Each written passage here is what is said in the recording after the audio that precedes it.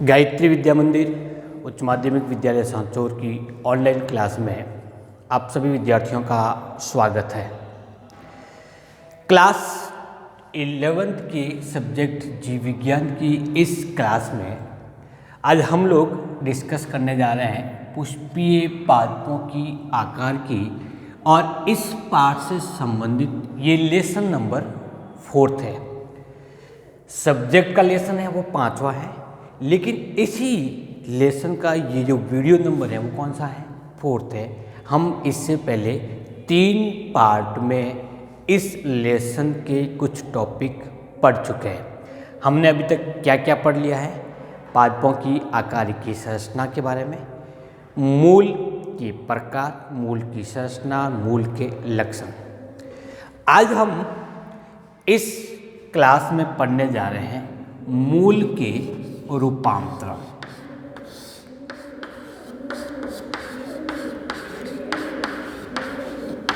हमने इससे पहले वीडियो नंबर 3 में डिस्कस किया था कि मूल केवल जल अवशोषण और पादप को स्थिरता प्रदान ही नहीं करता, बल्कि ये खाद्य पदार्थ के रूप में भी प्रयुक्त होता है।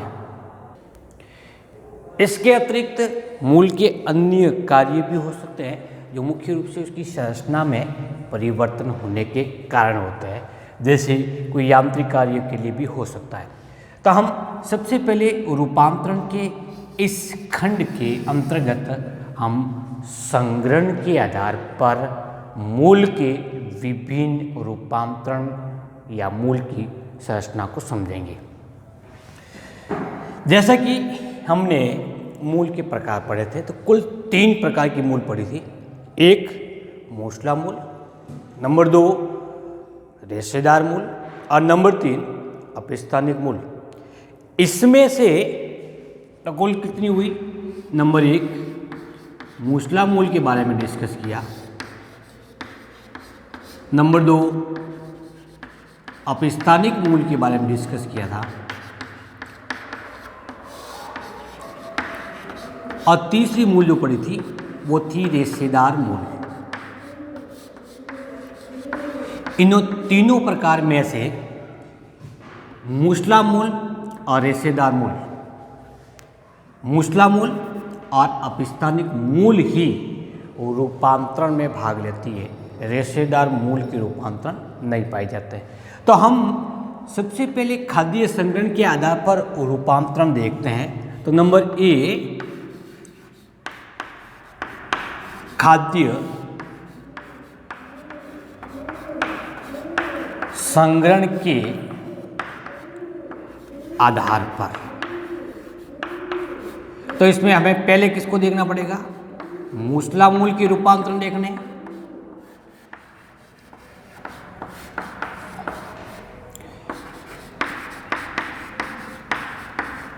और उसके बाद में किसको देखेंगे? अपस्थानिक मूल में किस प्रकार के रूपांतरण होते हैं, जिसके फलस्वरूप उस मूल की संरचना में क्या परिवर्तन होता है, मूल कैसे दिखती है, और उस मूल का नाम क्या होगा। उसके बाद में सेकंड नंबर कौन सा आएगा? अपस्थानिक मूल।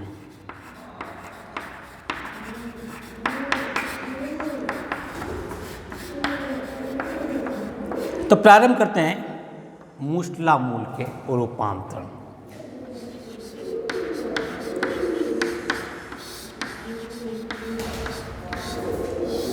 किसके आधार पर हैं ये? खाद्य संग्रहण के आधार पर। पहला प्रकार देखिए, नंबर 1। आपने गाजर देखी होगी। तो गाजर का डायग्राम कैसा होता है?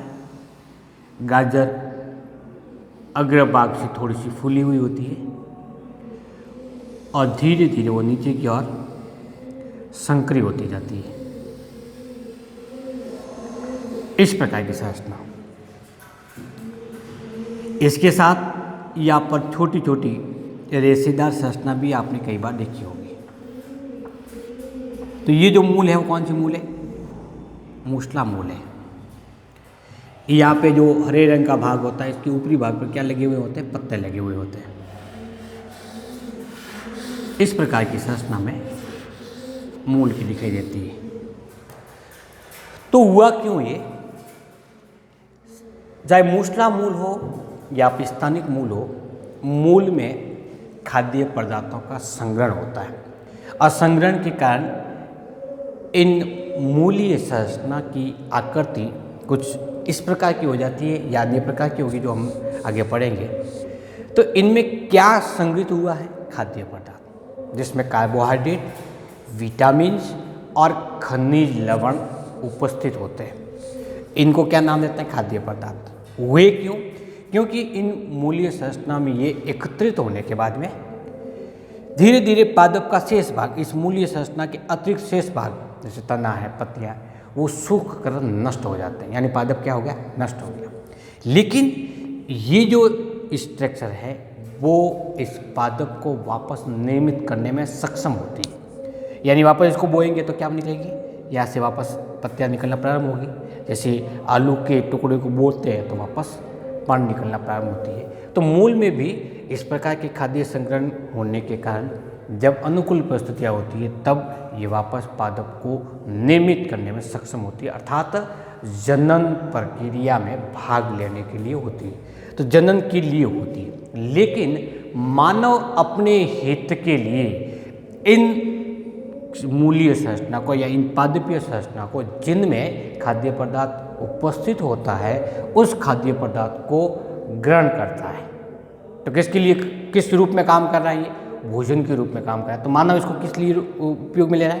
भोजन के रूप में ले रहा है। ये थोड़ा सा कंसेप्ट आप ध्यान रखना।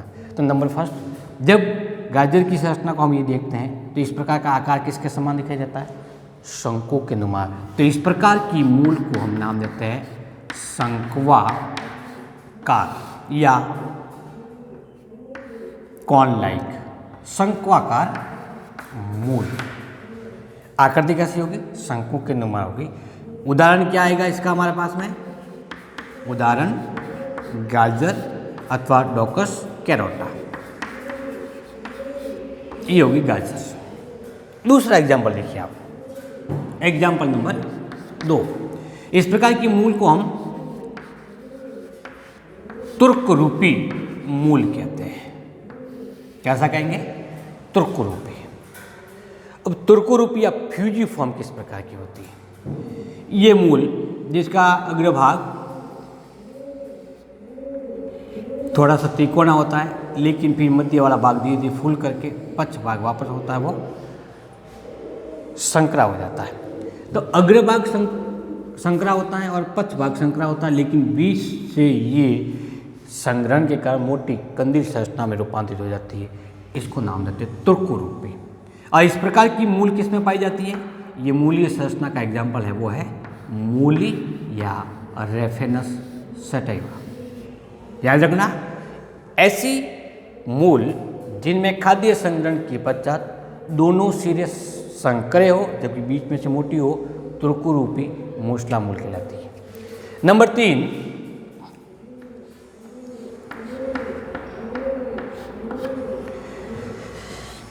इस प्रकार की मूल को नाम देते हैं कुंभाकार या कुंभी रूपी। कुंभ किसको कहते हैं? मटके को। मटके के समान होती है ये मूलीय संरचना, जो अग्रभाग से फूल करके गोलाकार होगी, लेकिन पक्ष भाग से एकदम पतली संकरी संरचना में परिवर्तित हो जाती है। तो इस प्रकार की मूलीय संरचना को क्या नाम देते हैं? कुंभ रूपी। आकार कैसा बन गया? इसका मटके के समान। ऐसी संरचना पाई जाती है वो है सलजम। कैसी होगी? सलजम प्रकार की होगी। नंबर 4, चौथे प्रकार की होती है, उसको नाम देता है कंदील मूल। कंदील मूल सामान्यतः गुलबास के अंतर्गत पाई जाती है। तो उदाहरण गुलबास,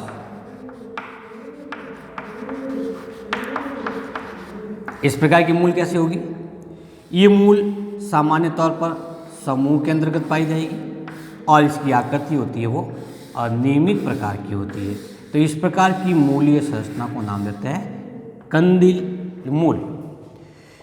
आकृति कैसे होगी? अनियमित आकृति की। अब आप कहोगे कि ये इसका आकार है वो त्रिकोणरूपी के समान है, तो एक संयोगिक रूप से बन जाता है डायग्राम प्रारूप से, लेकिन अनियमित के आकार की होती है। तो इस प्रकार से खाद्य संग्रहण के आधार पर मूसला मूल 4 प्रकार की होती है। शंक्वाकार मूल, उदाहरण क्या आएगा? गाजर। तुर्करूपी मूल, उदाहरण क्या आएगा? मूली। कुंभाकार मूल या कुंभी रूपी मूल, उदाहरण क्या आएगा? सलजम। और कंदिल मूल, उदाहरण क्या आएगा? गुलबास। इन सभी मूलीय भाग का उपयोग खाद्य पदार्थ के रूप में हम करते हैं। गाजर, जैसा कि आपको पता होगा, विटामिन ए का स्रोत है। विटामिन ए अर्थात गाजर को खाने से रतौंधी रोग में लाभ मिलता है। विटामिन ए मिलेगा जिससे नेत्र ज्योति बढ़ती है। मूली में सामान्यतः सल्फर की मात्रा अधिक होती है, तो सल्फर युक्त अमीनो एसिड को निर्मित करने के लिए मूली की आवश्यकता होती है।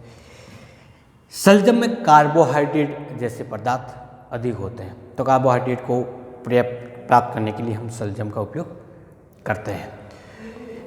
मूसला मूल के बाद में सेकंड नंबर देखते हैं। अपस्थानिक मूल के भी इस प्रकार के रूपांतरण पाए जाते हैं। जिस प्रकार से हमने मूसला मूल में देखा था कंदिल मूल, तो कंदिल मूल में 3-4 संरचनाओं के स्थान पर केवल और केवल एकल संरचना यदि हम बनाते हैं तो ज़्यादा उपयुक्त होती है। संरचना कितनी होगी? एकल। तो कंदिल का जो डायग्राम बनाते हैं उसमें केवल और केवल आपको एक स्ट्रक्चर ही बनानी है। अब बात करते हैं अपस्थानिक मूल की। इसको हम थोड़े से अलग प्रकार के डायग्राम के माध्यम से समझते हैं। पहली बात, अपस्थानिक मूल की परिभाषा क्या होती है? अपस्थानिक मूल वे मूल जो मूलांकुर के अतिरिक्त पादप के अन्य भागों से डेवलप होती है, विकसित होती है। जैसे एक लेटा हुआ प्लांट है, जैसे शकरकंद है, इसके अंतर्गत क्या होगी कि यहाँ से मूलीय संरचना तो या तो विकसित होती थी, बेल को हम जैसे उठाते थे और इस बेल के अग्रभाग अलग अलग जगह से जहाँ से पर्वतसंध्या वहाँ से जड़ें यदि विकसित होती है और जमीन के अंदर धस जाती है, तो इन सभी मूलों को क्या नाम देंगे? अपस्थानिक मूल कहते हैं। और ये मूल खाद्य पदार्थ के संग्रहित हो जाने के कारण रूपांतरित हो जाती है, तो हम इसको पढ़ेंगे अपस्थानिक मूल के रूपांतरण। तो लिख सकते हैं हम आसानी से यहाँ पर अपस्थानिक मूल के रूपांतरण।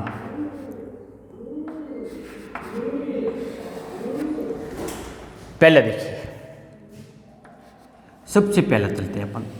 तो कुल 5 प्रकार के होते हैं। में पहला प्रकार,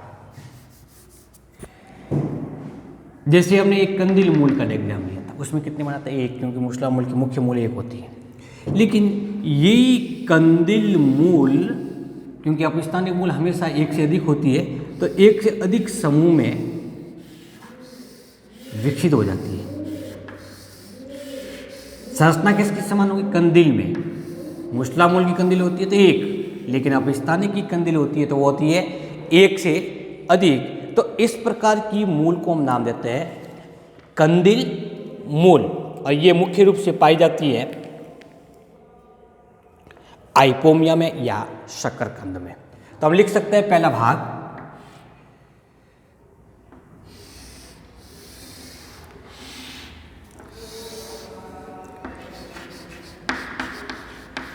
कंदिल मूल, और इसका उदाहरण क्या होगा? उदाहरण होगा इसका शकरकंद।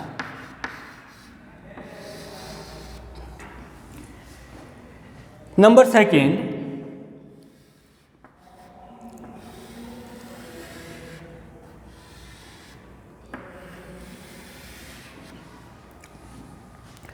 कई बार इस अपस्थानिक मूल का शीर्ष भाग, कौन सा भाग, मूल का केवल और केवल शीर्ष भाग ही खाद्य पदार्थ के संग्रहण के कारण फूल करके अनियमित आकृति का हो जाता है।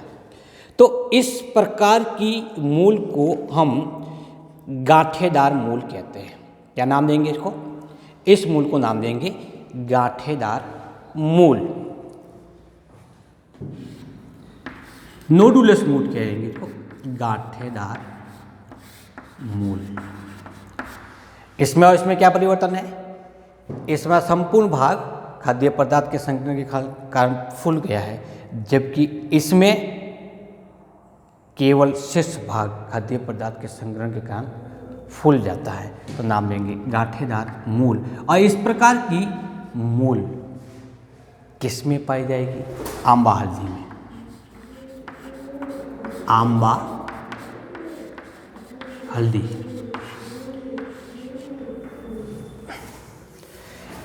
नंबर 3, तीसरी स्ट्रक्चर। इस प्रकार की मूलीय संरचना को नाम देते हैं हम पुलकित मूल। पुलकित मूल ठीक कंदील मूल के समान होती है, लेकिन ये थोड़ी सी उभरी हुई संरचना के रूप में पाई जाती है।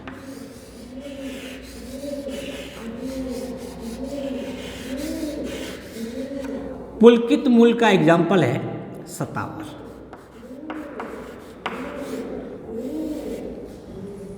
नेक्स्ट प्रकार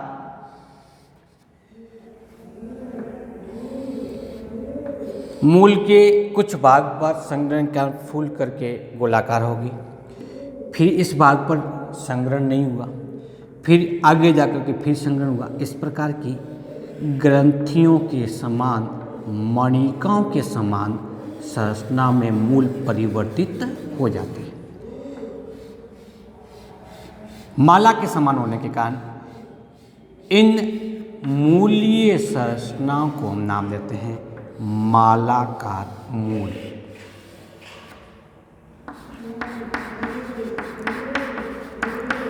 कैसी हुई? मालाकार। क्या होगा इसमें?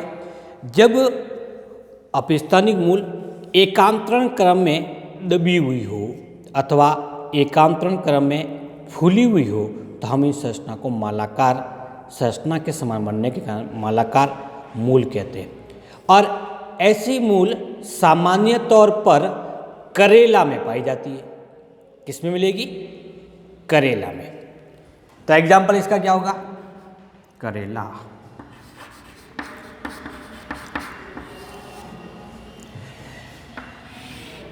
अपस्थानिक मूल का लास्ट खाद्य संग्रहण के आधार पर रूपांतरण है, वो है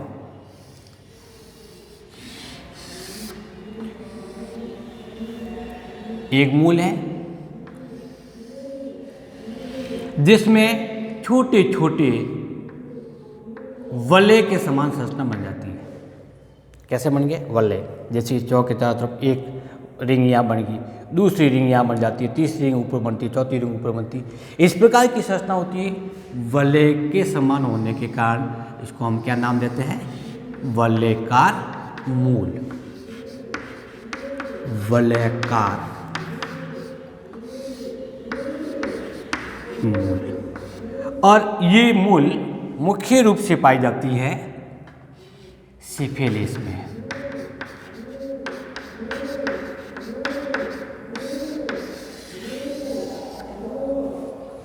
तो अपस्थानिक मूल के खाद्य पदार्थ के आधार पर, खाद्य पदार्थ के संग्रहण के आधार पर कितने प्रकार के हुए? नंबर 1 कंदील मूल, 2 गांठदार, 3 पुलकित, 4 मालाकार और 5 वलयकार मूल। तो इस प्रकार से मूसला मूल के रूपांतरण 4 प्रकार के और अपस्थानिक मूल के रूपांतरण 5 प्रकार के होते हैं।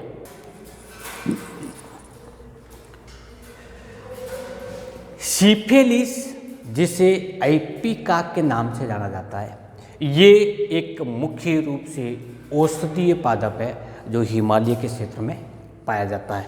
तो जरूरी नहीं है कि वलयाकार मालाकार करेला में ही पाई जाए, अन्य प्लांट भी होते हैं। तो हमें एक एक एग्जाम्पल लिखना होता है। तो कितना लिखा हुआ, एक एक लिखा हुआ है।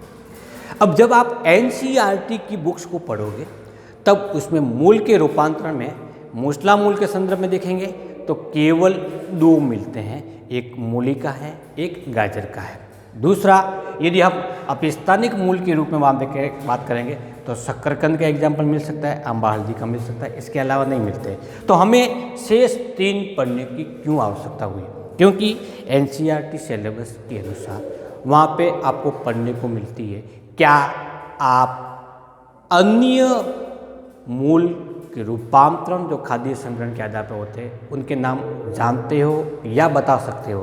तो उनको समझने के लिए हमें इस पूरी संरचना को पढ़ना पड़ता है। आप इस वीडियो के माध्यम से अपने नोट्स प्रिपेयर करते रहिए जैसा आपको सूटेबल हो कि मुझे इस ढंग से समझ में आते हैं। यदि आपके कोई प्रश्न, कोई डाउट्स हो तो आप कमेंट बॉक्स में ज़रूर लिखिए। इसी के साथ हम आज का ये टॉपिक मूल के रूपांतरण और किसके आधार पर पढ़े हमने, खाद्य संग्रहण के आधार पर समाप्त करते हैं। नेक्स्ट वीडियोज में मूल के रूपांतरण पढ़ेंगे, लेकिन वो यांत्रिक कार्यों के आधार पर होगा। नमस्कार, थैंक यू।